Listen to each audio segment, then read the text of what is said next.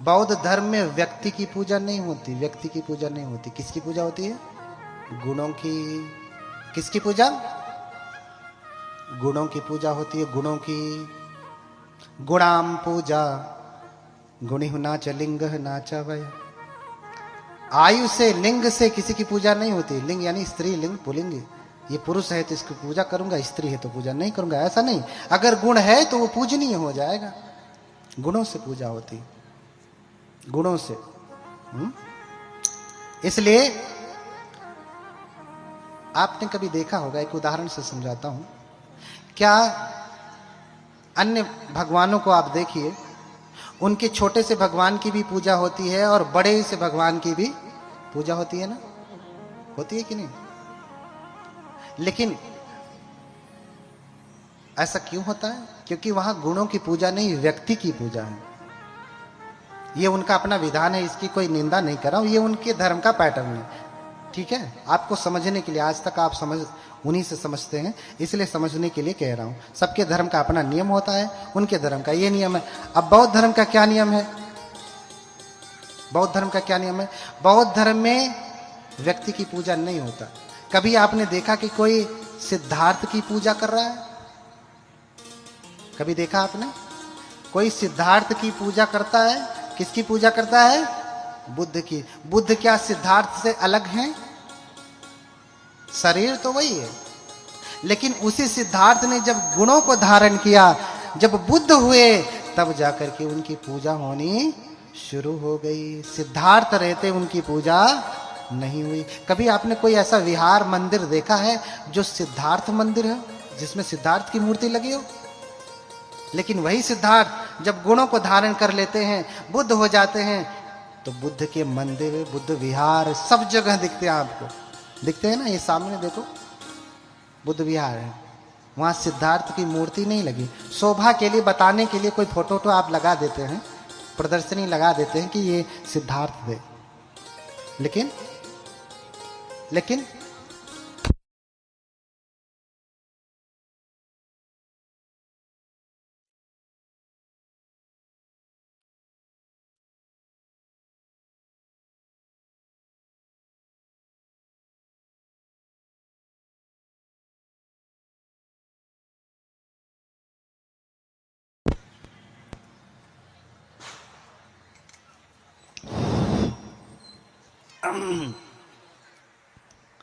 बोलिए भगवान बुद्ध की। आ पिराए लगने गोड़ देखा, दुश्मन कष्ट देवे लगल ने, पड़ोसिया दे था कि यही दे रहा है ना? जो आपका दुश्मन है, देखिए कष्ट देने लगा। अभी सबसे बड़ा दुश्मन कष्ट दे रहा है। तो तेतादि से पूजे तो निबुतो अकुतो भय। मैं बता रहा था कि जापान में ज्यादा धर्म देशना वेसना नहीं होती, सिर्फ पूजा ही होती है। बड़े बड़े घंटे लगे हैं, लोग बस जाप करते रहते, नम में रहेंगे क्यों, नम में रहेंगे क्यों, नम में रहेंगे क्यों। नहीं तो अमिताभ बुद्ध का जाप करेंगे, नमो अमिताभ बुद्सु, नमो अमिताभ बुद्सु। या तो फिर चाइनीज लोग अपनी भाषा में नमो अमिताभ, क्या कहते हैं? नमः अमिताभाय कहते हैं, संस्कृत में कहा जाए तो। यानी अमिताभ बुद्ध को नमस्कार है, उसको जाप करते हैं। उसको क्या करते हैं? जाप करते हैं। इसी जप को लेकर के बहुतों ने अपने अपने भगवानों का जप बना लिया। बहुतों ने अपने अपने भगवान, बुद्ध तो 2500 वर्ष पहले हैं, बाकियों का इतिहास इतना प्राचीन नहीं है। और अगर कोई कहे कि 5 लाख 1 लाख कल्प पहले हमारे भगवान हुए हैं, तो बुद्धों का कल्प तुम गिन लो, तुम्हारी होश ठिकाने हो जाएगी। ये तो 28वें बुद्ध हैं, 27वें बुद्धों का तुम पता नहीं कर सकते पहले बुद्ध कब जन्म लिए, कितने करोड़, कितने अरब खरब कल्प पहले, 1000 साल पहले, वर्ष पहले नहीं कह रहा हूं, कल्प। कल्प मैंने बताया कितना लंबा, कल्पों पहले जन्म लिए हैं पहले बुद्ध। तो तुम वंशावली देख लो तो पता चल जाएगा कि कौन पहले के हैं। तित्तादि से पूजे थे निभुतो अकुतो भय, न सक्का पुण्यं संखातुम। और जो ये पुण्य आपको प्राप्त होता है ना पूजा करके, मैंने कल भी परसों भी बताया था, सिक्किम, अरुणाचल आदि देशों में जो कि बौद्ध राष्ट्र आप कह सकते हैं, पेपर पे नहीं है लेकिन सब बुद्धिस्ट हैं। आप सिक्किम जाइए, लद्दाख जाइए, सब बुद्धिस्ट हैं।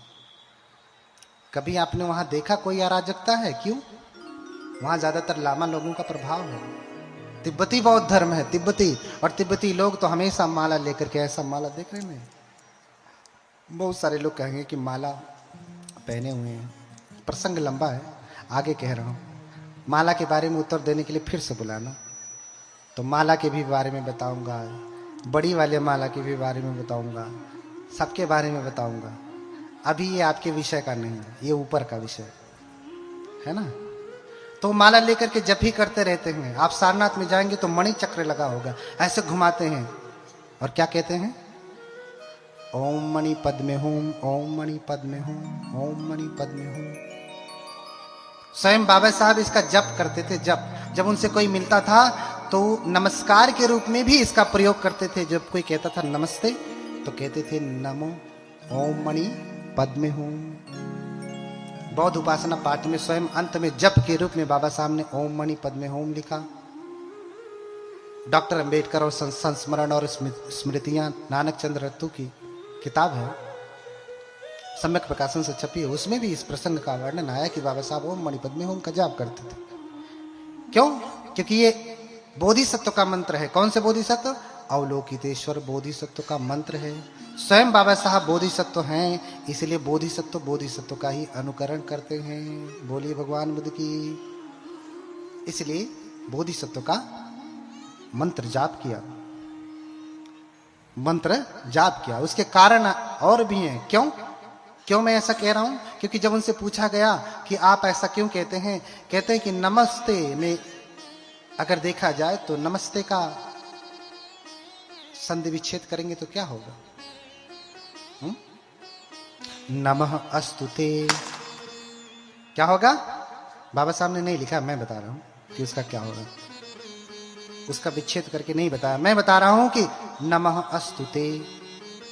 हाँ, आपको नमस्कार है, अर्थात इसमें झुकने का भाव है। लेकिन ओम मणि पद्मे होम का अर्थ है बुद्धत्व रूपी कमल को खिलने दो, अर्थात बुद्ध बनने दो। और बोधिसत्व बाबा साहब स्वयं अगर कहा जाए तो महायान को मानते हैं, थेरवाद को नहीं, महायान को मानते हैं। उनके दीक्षा लेने का तरीका भी महायानी है। आपने देखा कि पैर मोड़ करके पीछे बैठ करके उन्होंने दीक्षा लिया। पुराना वीडियो यूट्यूब पे पड़ा होगा उनका दीक्षा का, आप देख लीजिएगा। दीक्षा लेने के बाद ऐसे हाथ पांव छूते हैं। ध्यान से देखना वीडियो। रोज तो देखते हो, लेकिन मैंने कहा ना, आंखों से थोड़ी नहीं दिखाई देता। किससे दिखाई देता है? ध्यान से। किससे दिखाई देता है? ध्यान से। आंख नहीं देख सकती, ध्यान देख सकता है। इसलिए कहते हैं जरा ध्यान से देखना। वीडियो पड़ा है यूट्यूब पे। ऐसे करके पांव छूते हैं, और तुम पांव छू लो, हम पांव छू ले, कहते देख रहे हैं किसी और धर्म के बारे में, ये तो विधर्मी हो गए।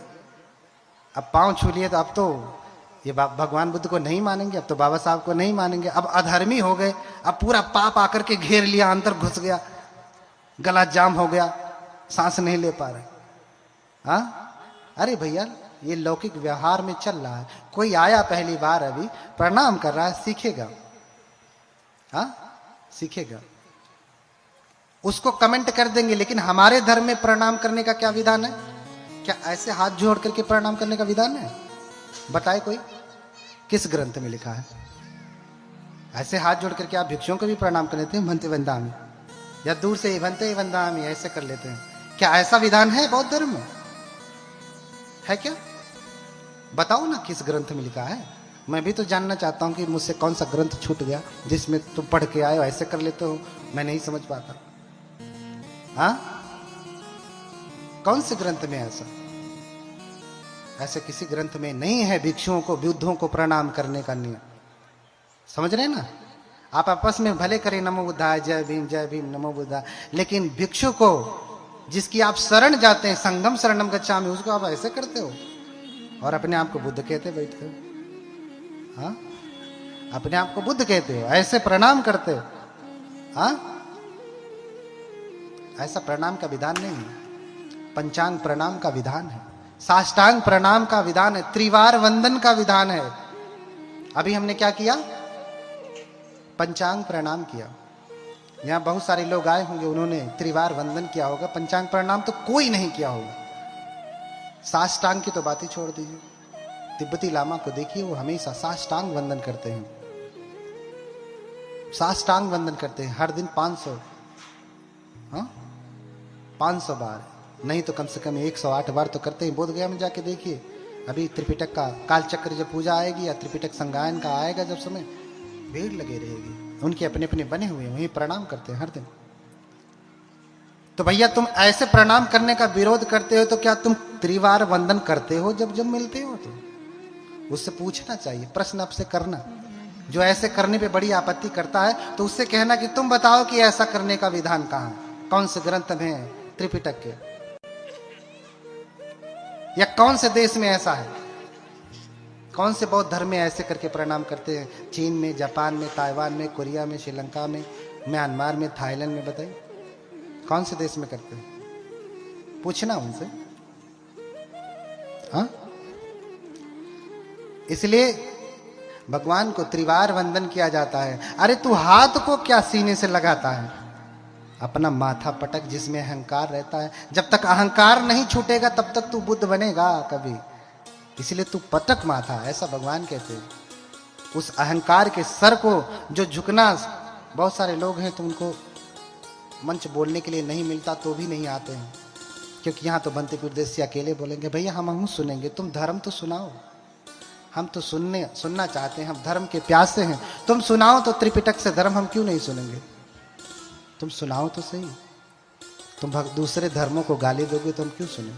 हम तो बाबा साहब के अनुयायी हैं। बाबा साहब का संविधान में ये नियम नहीं देता कि हम किसी के धर्म की निंदा या आलोचना करें, और वही भीम वाले क्या करते हैं? दूसरे धर्मों की निंदा आलोचना करते हैं। भैया तुम अपनी कहो, अपनी दुकान खोले हो तो अपनी दुकान की प्रशंसा करो, पड़ोसी के चक्कर में क्यों पड़े हो? तो कि उसकी दुकान में डालडा मिला है, सड़ा हुआ तेल है, बासी है, महीने भर से छानता है, उसका समोसा बुरा है, खाओगे पेट कर।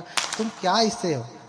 तुम्हें क्या लेना देना? तुम अपने दुकान की कहो कि ताजे ताजे तेल में बनाया है, घी डाला है, हाँ, शुद्ध दूध डाला है, बढ़िया खोआ है, कहो ना। तुम्हारे पास कमी है कहने के लिए, लेकिन तुम्हारे पास तो है ही नहीं। तुम्हारी दुकान में एक को मिठाई, तो दूसरे की मिठाई देख करके तुम्हें जलन होती है। तुम्हारी दुकान में मिठाई है ही नहीं, तो दूसरे की मिठाई देख करके जलन होती है। तुम आओ, कोई त्रिपिटक का एक सूत्र की व्याख्या करो, हाँ, भद्दाली सूत्र की व्याख्या करो, कम्म विभंग सूत्र की व्याख्या करो, सम्यक दृष्टि सूत्र की व्याख्या करो, ब्रह्मजाल सूत्र की व्याख्या करो, सामान्य फल सूत्र की व्याख्या करो, छोटे बड़े बहुत सारे सूत्र हैं, किसी एक सूत्र की व्याख्या करो। लेकिन नहीं, इन्होंने तो त्रिपिटक देखा भी नहीं होगा, व्याख्या क्या करेंगे? ये खाली झगड़ा करेंगे। इसलिए मैं बार बार यही कह रहा हूं कि उनकी बुद्धि खुले, जाने कि भगवान बुद्ध करुणा का, मैत्री का, शांति का धर्म है, और तुम उन्हें क्रांति वाला बना दिए हो, ठीक विरोधी बना दिए हो। भगवान बुद्ध की मूर्ति लगा करके दूसरों को गाली दोगे तो किसी को अच्छा लगेगा? अपने बेटे को तुम कह दो ये बड़ा बदमाश है, अगले दिन से देखना, हाँ पापा मुझे बदमाश कहते हैं। तुम्हारा खून, तुम्हारी औलाद उसको बुरा कहने के बाद तुम्हारी बात मानना छोड़ देती है, और जो तो तुम्हारा है ही नहीं उसको तुम बुरा कहोगे मानेगा? जबकि तुमने अपने औलाद को सही कहा कि ये बदमाश है, दिन भर मोबाइल चलाता रहता है, इधर उधर लड़कियों के चक्कर में घूमता रहता है, लेकिन सही होने के बावजूद भी कह दिया कि ये बहुत दुष्ट है, तो भी तुम्हारा बेटा तुम्हारी बात नहीं मानता। जो तुम्हारा खून है, जिसे तूने पैदा किया वो नहीं मानता, तो जो तुम्हारा है ही नहीं वो तुम्हारा शत्रु नहीं हो जाएगा? क्यों शत्रु बनाते? क्यों शत्रु बनाते? शत्रु मत बनाइए, करुणा मैत्री लोगों में फैलाइए। जिसे बुद्ध को जानना है जानेगा, नहीं जानना है तो नहीं जानेगा। आप तो मान रहे हैं ना, ये पर्याप्त है। हाँ, ते तादि से पूजे ते निभुत कुतो भय निस्सक्का पुण्यं संखातुम इमे तामिति के नचे। तो वो पुण्य इतना होता है कि उसे इतना इतना इतना इतना करके नहीं बताया जा सकता। इमे तामिति केनचि। वो जो पुण्य आप पूजा करके, बुद्धों की, अरहतों की, श्रावकों की पूजा करके आप जो पुण्य अर्जन करते हैं ना, वो पुण्य इतना इतना इतना करके नहीं जा सकता। बहुत पुण्य है। क्यों? क्योंकि अपमयो बुद्धस्य गुणम, बुद्ध का गुण असीमित है। इसलिए जब हम कोई आरक्षा मंत्र करते हैं तो आरक्षा मंत्र के बाद हम उसमें कहते हैं कि अपमानो बुद्धो, अपमानो धम्मो, अपमानो संघो। क्या कहते हैं? बुद्ध अपरिमित है। बुद्ध का जो गुण है असीमित है, उसकी कोई सीमा नहीं, बहुत गुण है। अपमयो बुद्धस्य गुणम। धम्म का जो गुण है असीमित है, संघ का जो गुण है असीमित है, उसकी कोई सीमा नहीं। इतना बल है बुद्धों में। इसलिए आचार्य गोयंका स्वयं गाते हैं। क्या गाते हैं? नमन करे हम बुद्ध को। हमारे मेहताबंत जी कहाँ हैं? जरा दोहा गा करके सुना दें।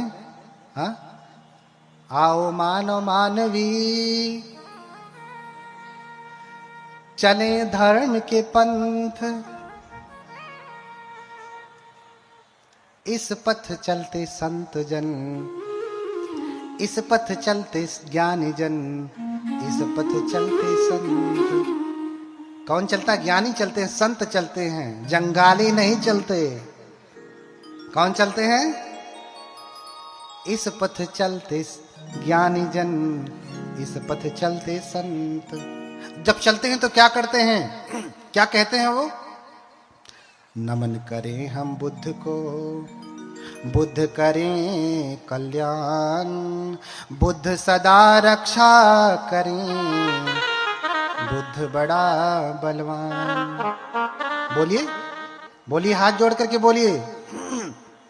क्या बोलते हैं?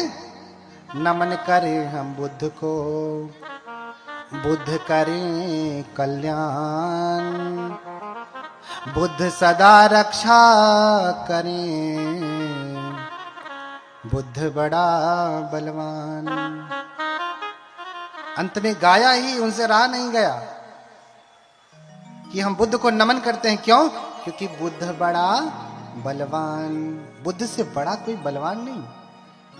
और बुद्ध सदा रक्षा करे। हाँ, बुद्ध हमेशा हमारी रक्षा करें। और कैसे रक्षा करेंगे? पहली बात तो आप समझो कि बुद्ध की पूजा कर भी कौन सकता है। पहले तो तुम्हें करने का भाव जगे, श्रद्धा जगे। पहला प्रश्न। अगर करना भी जाओ तो कौन कर सकता है बुद्ध की पूजा? बताइए, बुद्ध की पूजा कौन कर सकता है?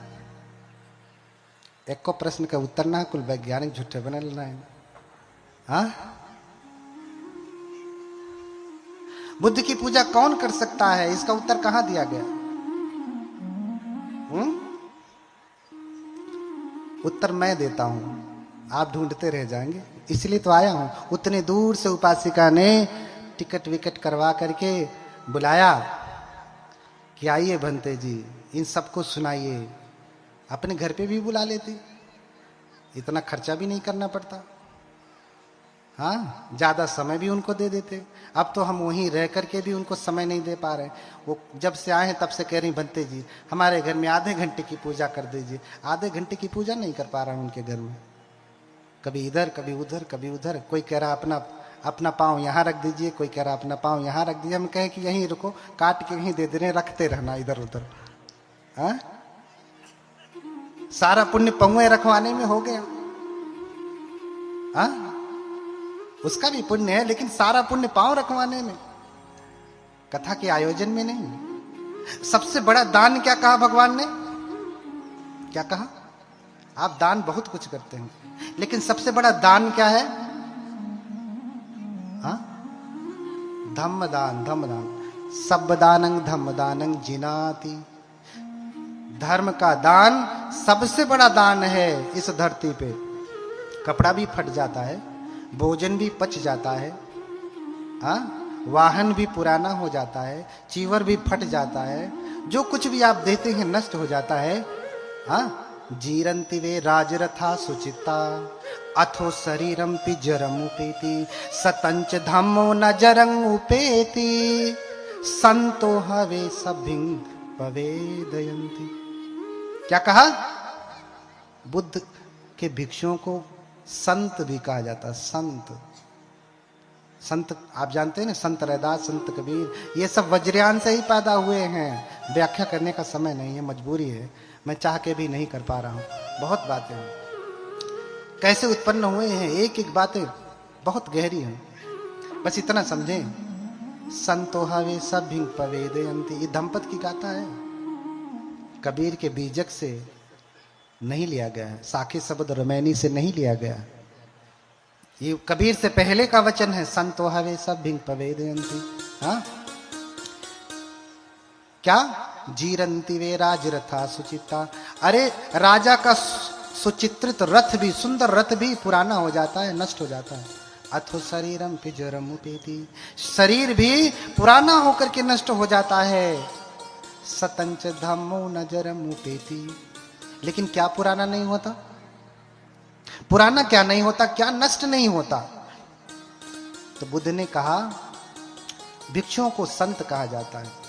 इतना ही नहीं, जितने भी बुद्ध हुए हैं उनको भी क्या कहा जाता है? संत कहा जाता है, संत। सतंच धम्मो न जन्म उपेति, संतों का धर्म कभी भी बूढ़ा नहीं होता, बूढ़ा पुराना नहीं होता, कभी नष्ट नहीं होता।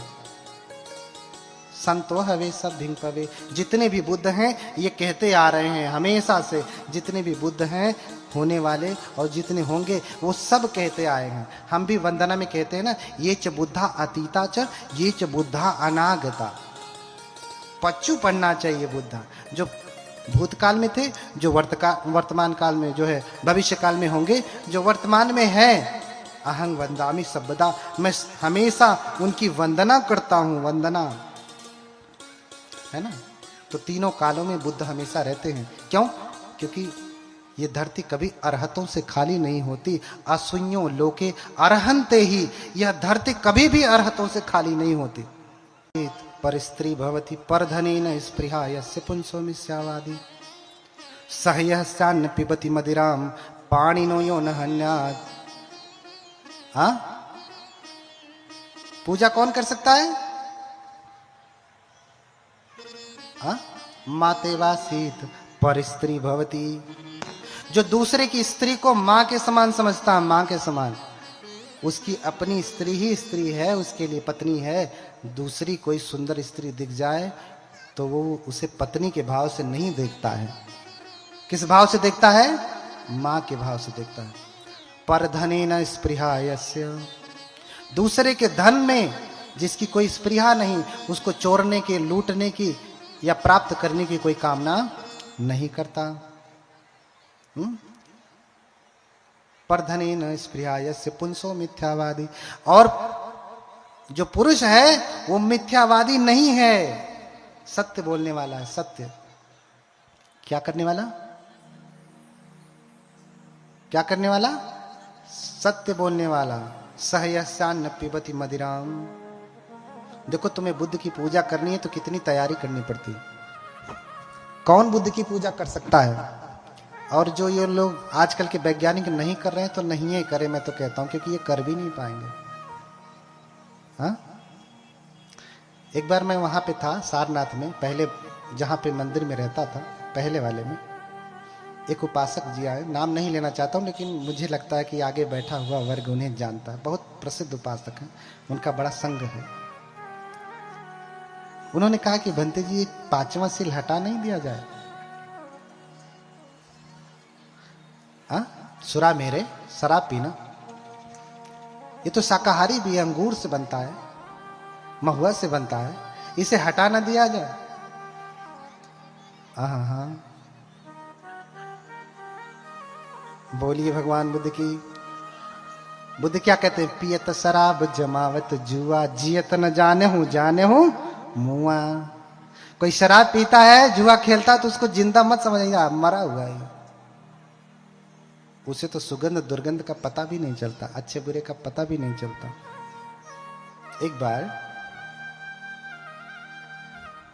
एक बार बस समझने के लिए कह रहा हूं, किसी को बुरा लग जाएगा तो समझ लेना कि वही पीता होगा।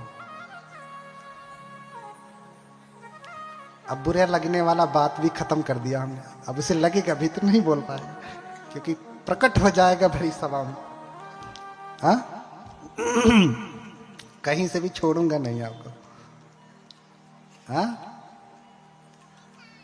एक बार बस समझने के लिए, एक व्यक्ति शराब इतना पिया इतना पिया इतना पिया कि शराबी को शराब के ठेके के मालिक ने भगा दिया, भागो यहां से, रात हो गई, बंद करना यहां से। रास्ते से चलते चलते, ऐसे ही गांव का रास्ता था, जानते हैं गांव में शौचालय उचालय तो होता नहीं। हाँ किसी ने वहीं पे आग रख दिया था। शाम को लोग डब्बा लेके जाते हैं, आग रख के चले आते हैं, है ना। अरे आग से जलने के बाद आदमी उतना नहीं छटकता जितना उस पे पैर पड़ जाने के बाद छटकता। हाँ तो किसी ने रास्ते में आग रख दिया था,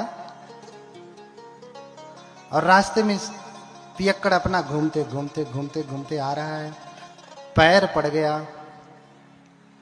उसी के ऊपर, और थोड़ी थोड़ी खुशबू उसको आने लगी। हाँ आगे चलाया, पैर तो पड़ गया, आगे चलाया, मन में आता ही बदबू कर रहा है, क्या चीज है, उसे कहीं देखा है। आकर के ध्यान से देखता, नहीं वो चीज नहीं है। फिर आगे चला जाता, फिर आगे जाने के बाद उसको फिर से खुजली होती, अरे लेकिन है क्या चीज जो उसे कहीं देखा है। फिर से वापस आता, ध्यान से देखता, ना आंख से दिखाई दे रहा ना ध्यान से दिखाई दे रहा है, क्योंकि शराबी व्यक्ति को ध्यान भी नहीं हो सकता। हा? ध्यान से देख रहा है, नहीं समझ में आ रहा है तो थोड़ा और नाक पास में लेके गया, नहीं वो चीज नहीं है। आगे बढ़ गया, फिर मन में खुजली करता है कि लेकिन है क्या चीज, मेरे समझ में नहीं आ रहा, इस बार पता लगा के ही छोड़ूंगा। वापस लौट करके आता है, खूब ध्यान से देखता है, नहीं समझ में आता तो नाक लगा के सूंघता है, तब भी नहीं समझ में आया, उंगली लगाया, कह रहा अरे ये तो वही चीज है, अच्छा हुआ मेरा पैर इस पे नहीं पड़ा, नहीं तो सारा धर्म नष्ट हो जाता। हाँ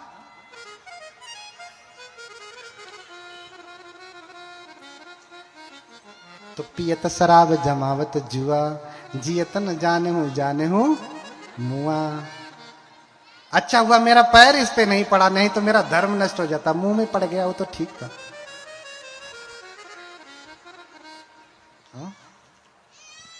सहयस्यान्न पिबती मदिराम, उत्तर दे रहा हूं, कौन पूजा कर सकता है। सहयस्यान्न पिबती मदिराम, कुछ तो भगवान ही है जिनको मदिरा चढ़ाई जाती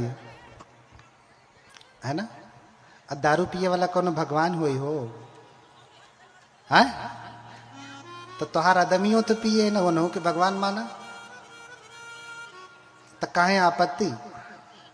फिर आके कहेंगे भंते जी हमारे जन बहुत पिए न, तनी इनके कुछ बताए दिहल जाए। हम का बताई, तू तो भगवान के खुदे चढ़ावती हो। हाँ बोलिए भगवान बुद्ध की। सहयस्यान्न पिबती मदिराम, जो मदिरा नहीं पीता, पानी नो यो न हन्यात, जो प्राणियों की हत्या नहीं करता, मदिरा नहीं पीता और प्राणियों की हत्या नहीं करता।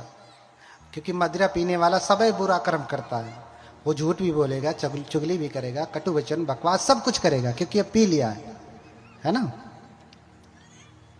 तो कबीरदास भी कहते हैं कि कामी तरे